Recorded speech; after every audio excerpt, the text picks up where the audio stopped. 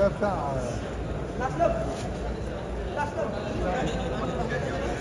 بتاع الفلوس ولا بتاع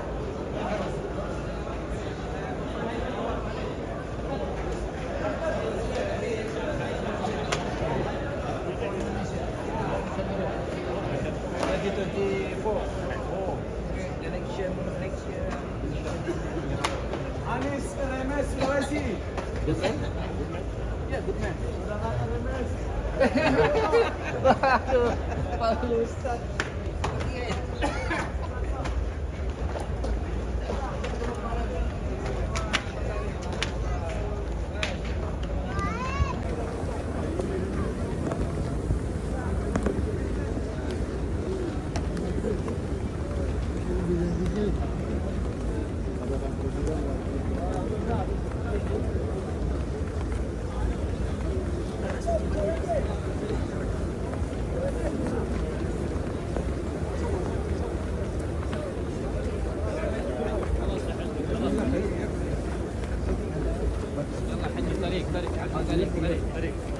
طريق حج.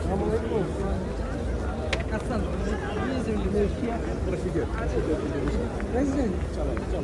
President.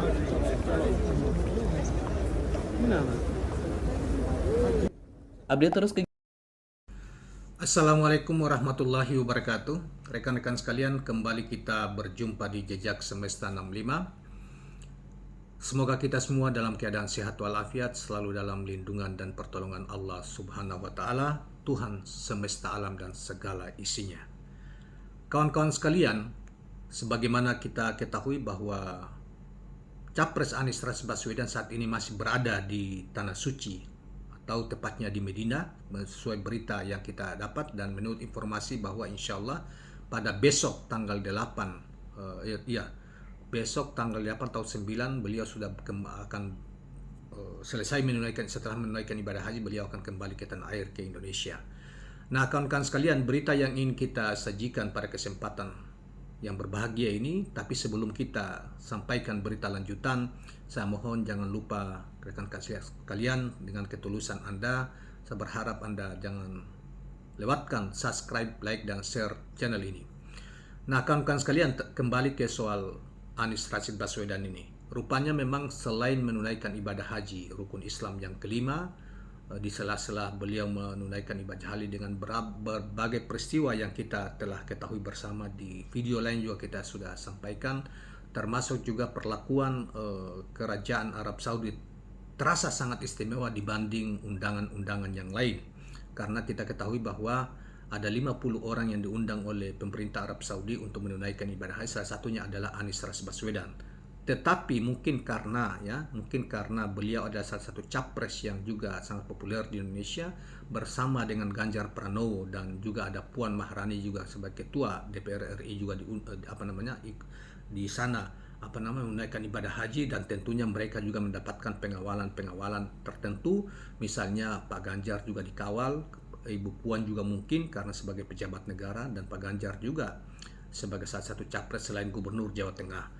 Kemudian Anies, yang memang kalau kita perlihatkan di media sosial itu banyak sekali kegiatan-kegiatan setelah beliau melakukan ibadah haji, terutama setelah melakukan ibadah pada tanggal 9 Zulhijjah di Arafah, setelah itu baru Mina, Muzdalifah dan lain sebagainya, setelah itu melakukan tawaf kembali ke Mekah, melakukan tawaf terakhir.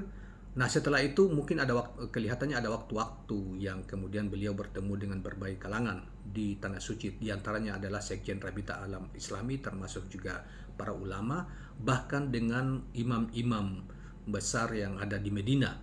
Berita yang kita ingin sampaikan pada kesempatan ini adalah bahwa ternyata beliau juga diundang bertemu dengan imam besar di Medina. Kemudian beliau juga menyempatkan mengunjungi bekas rumah Rasulullah SAW, Nabi Muhammad SAW, yang sekarang ini sudah menjadi tempat yang tidak dibuka tetapi bagi orang-orang tertentu diundang ke situ, yang semacam peninggalan bersejarah yang dilindungi oleh pemerintah Arab Saudi. Nah, Berita tentang itu saudara sekalian, coba kita ingin sedikit kutipkan pernyataan dari Anies Rashid Baswedan.